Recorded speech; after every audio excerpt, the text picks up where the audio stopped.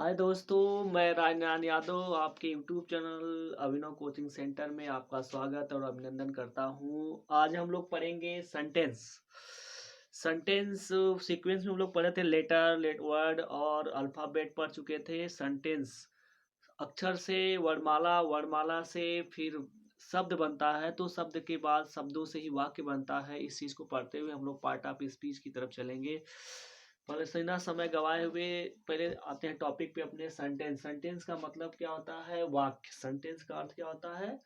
वाक्य। सेंटेंस का अर्थ होता है वाक्य। सेंटेंस को डिफाइन किया जा सकता है। A sentence is a meaningful group of words which makes a complete sense. For example, Ram reads a book. He is running. कह सकते हैं जैसे सार्थक अक्षरों के समूह को शब्द कहा जाता है, वैसे ही सार्थक व शब्दों के समूह को ही वाक्य कहा जाता है। अर्थात वाक्य का निर्माण सार्थक शब्दों से होता है। देखिए यहाँ परिभाषा, a sentence is a meaningful. Meaningful मतलब सार्थक। वाक्य का निर्माण जो होता है सार्थक शब्दों से होता है। तो कह रहा है कि a sentence is a meaningful group of words which makes a complete sense. मतलब शब्दों का ऐसा समूह जैसा जिसका पूर्ण भाव प्रकट हो उसे वाक्य कहते हैं। शब्दों का ऐसा समूह जिसका पूर्ण भाव प्रकट हो उसे वाक्य कहते हैं। और जैसे फॉर एग्जाम्पल, एग्जाम्पल के लिए देखा जाए तो Ram reads a book. Ram किताब पढ़ता है। ही इज रनिंग, वह दौड़ रहा है। इसका मतलब ये है कि कोई भी सेंटेंस हो वो सब सार्थक शब्दों से बनता है। और सेंटेंस अपने आप में सबसे पूर्ण इकाई होती है, किसी लैंग्वेज की सार्थक पूर्ण इकाई होती है। और किसी भी सेंटेंस का निर्माण बिना क्रिया से नहीं हो सकता। अगर क्रिया नहीं है तो सेंटेंस कभी कंप्लीट नहीं माना जाता है। तो इस तरह से हम लोग सीक्वेंस पढ़े थे। लेटर, लेटर से अल्फाबेट, अल्फाबेट से वर्ड, वर्ड से पढ़े थे हम लोग। सेंटेंस पढ़ लिए। और उसके बाद हम लोग पढ़ेंगे part of speech. Part of speech का अर्थ होता है शब्द भेद। पार्ट ऑफ स्पीच का अर्थ क्या होता है? शब्द भेद। अर्थात शब्द भेद का मतलब है कि शब्दों को के भी अलग अलग भेद होते हैं जिनको माध्यम से सेंटेंस का निर्माण होता है। There are 8 part of speech in English language. अंग्रेजी ग्रामर में सेंटेंस के 8 भाग होते हैं।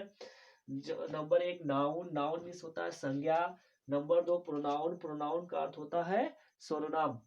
एडजेक्टिव मतलब विशेषण होता है। और वर्ब का अर्थ होता है क्रिया। और एडवर्ब, एडवर्ब का अर्थ होता है क्रिया विशेषण। प्रीपोजिशन का अर्थ होता है प्रीपोजिशन का अर्थ होता है संबंध सूचक। कंजक्शन का अर्थ होता है संयोजक। इंटरजेक्शन का अर्थ होता है विस्मयादि बोधक।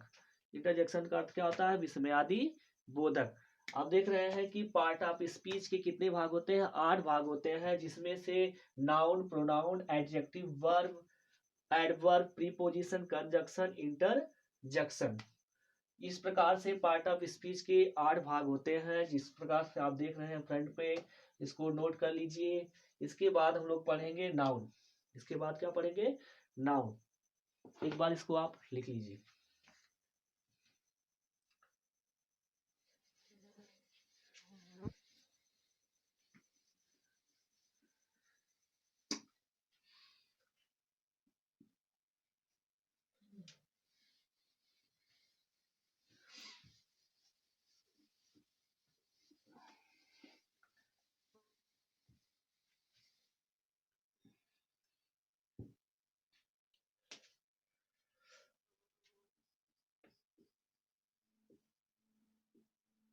नाउन। नाउन मतलब क्या होता है? संज्ञा।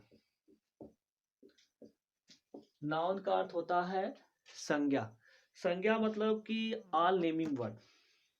All naming word. संज्ञा का अर्थ होता है पहचान या नाम। और इस संसार में जितने भी वर्ड्स हैं जिनका कोई अपना नाम है वो सब क्या है? संज्ञा है। तो इस प्रकार कर सकते हैं noun is a naming word.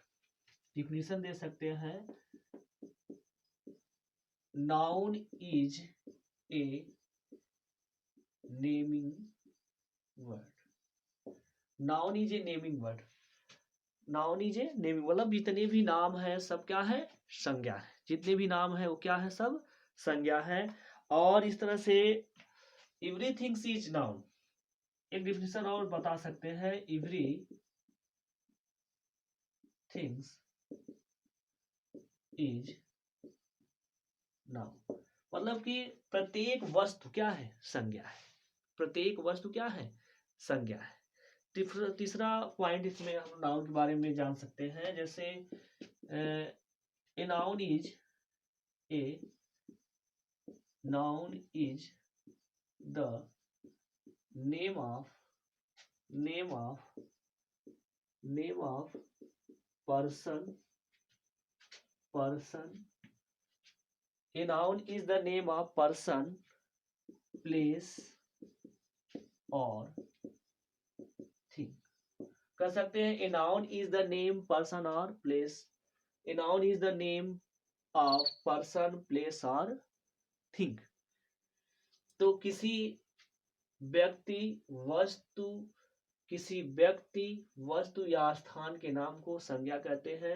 Everything is noun, प्रत्येक वस्तु क्या है, संज्ञा है। और noun is a naming word कर सकते हो, और नाम ही क्या होती है, संज्ञा है। नेमिंग वर्ड जितने भी हैं, नाम जिनका भी कोई अपना नाम है वो सब क्या है, संज्ञा है। तो जैसे एग्जांपल में दे सकते हैं प्ले पर्सन, पर्सन एग्जांपल में देखिए, जैसे